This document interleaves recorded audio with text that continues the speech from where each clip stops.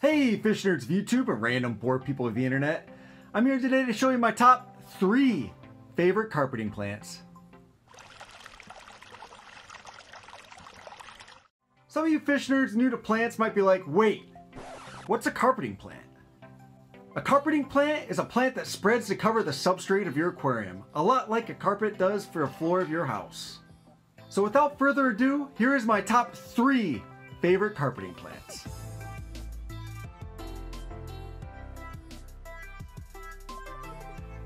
My number 3 favorite carpeting plant is dwarf hairgrass. Dwarf hairgrass is a thin, grassy-like plant that grows about 4 inches tall and looks good at that length.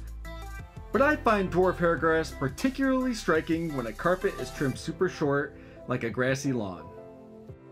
Dwarf hairgrass can be kept in temperature ranges between 70 degrees and 83 degrees. Dwarf hairgrass requires medium lighting, and although many people say they can grow it without CO2 injection, I recommend it. So that's my number 3 favorite carpeting plant, dwarf hairgrass. My number 2 favorite carpeting plant is Monte Carlo. Monte Carlo is a small, vine-like plant that reminds me a lot of dwarf baby tears. This plant may look a lot like dwarf baby tears, but Monte Carlo is much easier to keep. I currently have Monte Carlo growing in 2 tanks. One tank is a high-tech tank with 2 light fixtures and CO2 injection, and one is not. The great thing about this plant is it does not need CO2 injection to carpet. I use a liquid form of carbon for my Monte Carlo in my bonsai tank. So there you have it, Monte Carlo is my number 2 favorite carpeting plant.